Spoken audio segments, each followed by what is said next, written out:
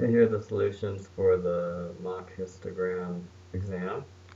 The following table shows the number of errors per page in a 100-page document. This is not as obvious as some of the other problems we've done. A lot of times they'll say, frequency here, and that makes it easy to see which is the x-axis and y-axis. In this case, maybe it's not so clear, but I mean, when you have ranges like this, it's pretty clear, I think, that it's the x-axis, right? Another way you can do it is whenever the IB gives you a table, they're pretty friendly. They give you in a vertical table, and usually the left is the x and the right is the y. And if they give you it in a horizontal table, the top is the x and the bottom is the y. So usually they don't try to confuse you there. So here we know from those two clues that the top is the x and the bottom is the y. First they ask us whether the data is discrete, continuous, or neither. Well, the nature of number of errors is basically whole numbers, right? So whole numbers is a clue that it's discrete. Okay, so we're going to say it's discrete. What are the lower and upper boundaries for the third class? The third class is this one. The lower and upper boundaries. You might mistake it and say 8 and 11, but remember, since 7 and 8 are not the same, we need to have a boundary which the upper boundary for 4 through 7 has to be the same as the lower boundary for 8 through 11, so we're going to say that the boundary is at 7.5. And the boundary here would be, for example, 11.5. The boundary here would be, for example, 15.5, always between the two. Then remember that the distance between the lower and the upper boundary is always the same. So here we have a difference of 4, difference of 4. So here we also need a difference of 4. So we need to have 19.5. Even though there's no other class to the right, we still need to say 19.5. And then this would be 3.5. And then this one would be negative 0.5, so that it would be a interval that is 4 wide, just like all the others.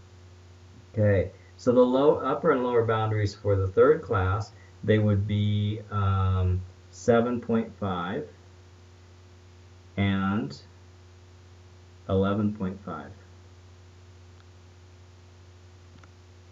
Okay, draw the histogram, writing labels and numbers on the axes, coloring in the bars representing the data. So we're going to use the numbers we just got here. So the first one is going to be negative 0.5. Then we're going to have 3.5. Then we'll have 7.5, 11.5, and 15.5.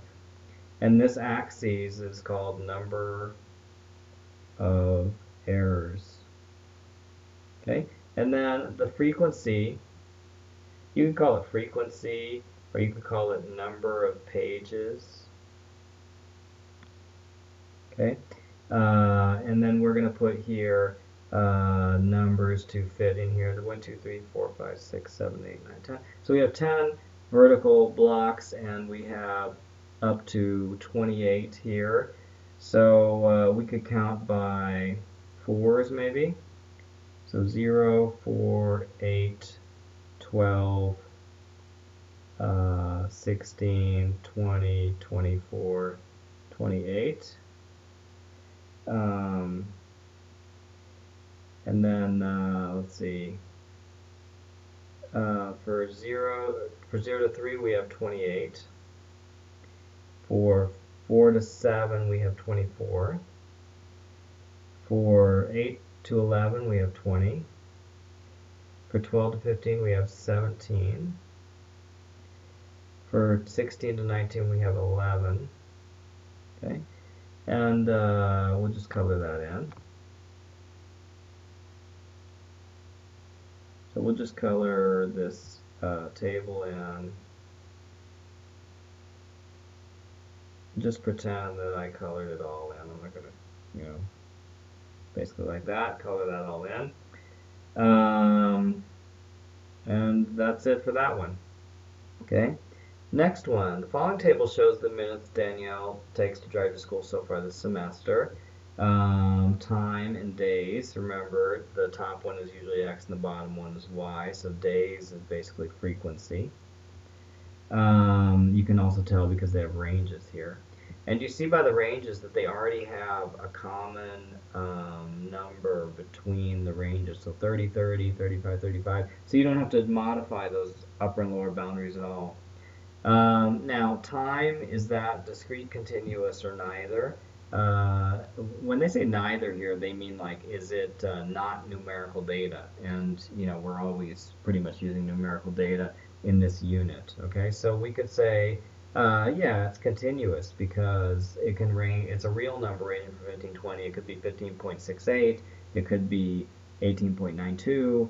Okay, so it's not going to be a discrete where you just have like certain numbers that you can arrive at.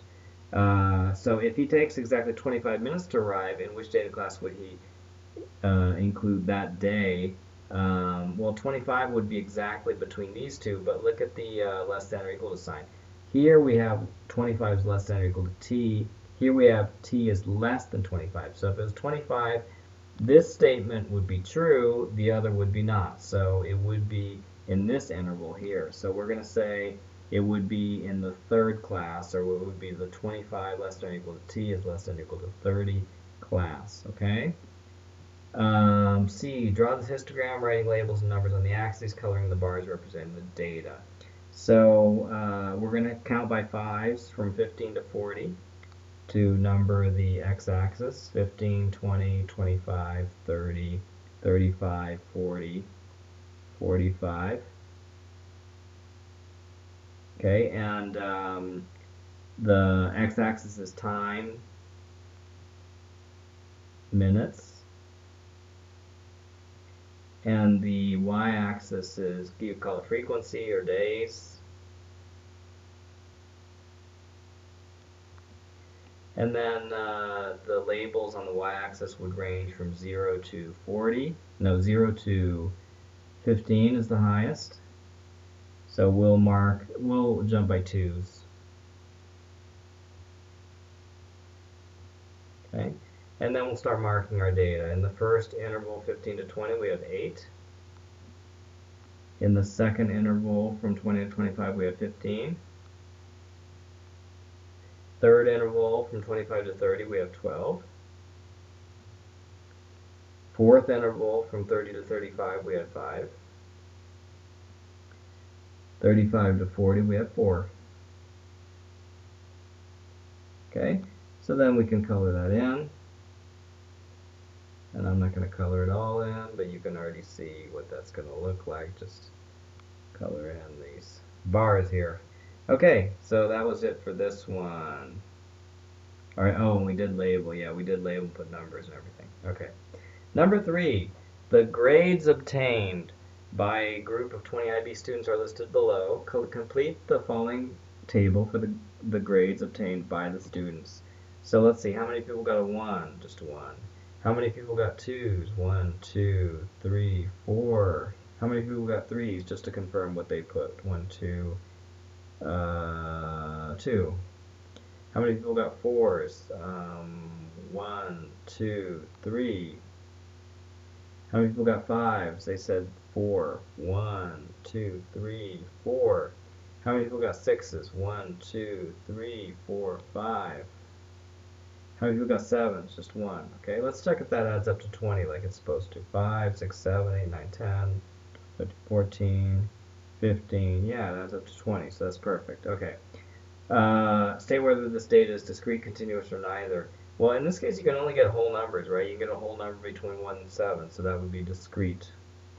Remember, this is probably the x, and this is going to be y, because that's usually the way the IB gives it to us. And another clue is that they call the y frequency, which is what we would expect. What are the upper and lower boundaries for the first and second classes? Okay, the second class, we would have the number exactly in between here. So like 1.5, 2.5, 3.5, etc. So what about here? What do you have here? Well, the classes are exactly 1.0 apart, so this one would be 0.5, right?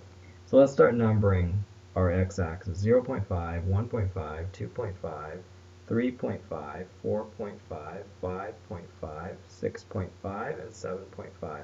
and that's 7 is the highest IB grade. So, and then the frequencies range up to 5, so we'll number them 0, 1, 2, 3, 4, 5, and these will be called frequencies, and these will be called IB grade. And then we'll just start marking the frequencies. So the first one would be 1, second one would be 4, third one would be 2, fourth one would be 3, fifth one would be 4, sixth one would be 5, 7 would be 1. And then we can color these in.